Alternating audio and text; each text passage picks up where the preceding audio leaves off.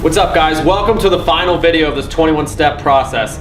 I'm really hoping that all of you are still with us on this journey. Remember from day one, from the first video, where we talked about if you're able to go 21 days straight, that will dramatically increase the likelihood that you'll do something for the rest of your life. So with that, I want to call this video, Take Control of Your Fucking Life.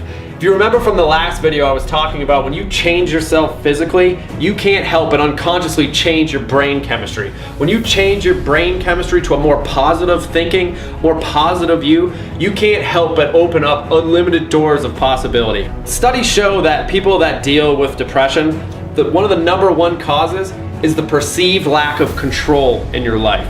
Now, I actually used to suffer from depression in my late 20s. I was working a job that I absolutely couldn't stand. I was just clocking in, clocking out.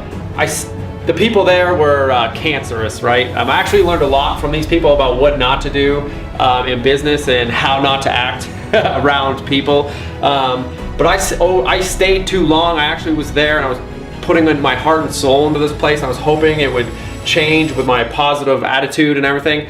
But basically they were like a black hole of negativity and they just sucked my life force from me. And I didn't realize that at the time, but I actually became clinically depressed. I was pushing people away from me that I loved, and they're actually the kind of the rocks that surround me today. But the one thing that got me through that time was fitness. The reason I want to call this video Take Control of Your Life is because fitness is one of the only things in your life that you have complete and total control over. You're the only one that can decide what's going to go into your body, right? Food wise. You're the one that decides if you're going to work out that day or not, and how you're going to go about doing it. I've been training for a long time, and I have yet to ever have a client say to me, you know what, that was a really hard workout. I totally wish I wouldn't have done that today. When you give it all in the gym, when you leave, you will always feel better about yourself. What you're really doing is just providing a little positive layer after positive layer. And in my case, what I did, that gave me the confidence when my boss, the guy that I couldn't stand, pulled me into his office on a Friday to berate me. I just quit on the spot. And I attribute that to building up my self-confidence at the gym. So as your confidence grows, you're less likely to consider yourself a victim and insert all kinds of excuses why you can't get to where you want to go. As you do become more confident, you start to take more risks moving forward, you'll start to realize that your fears don't actually exist. And the one thing you never want to do is make your fears more powerful than any of your dreams.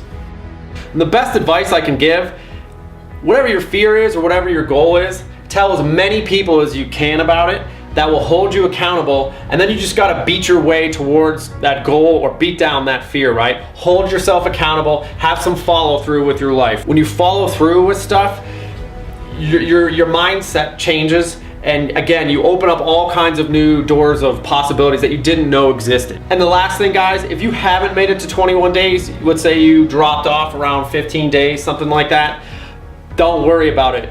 Failure is a good thing in the sense that it will always teach you something as long as you're open and willing to learn from that mistake. If you look at all the uber successful people in the world, almost every single one of them will tell you they got there because of failure. They learned from it, and that's how they got to where they were going. And now I'm going to leave you a quote from Plato. We can easily forgive a child who is afraid of the dark. The real tragedy of life is when men are afraid of the light.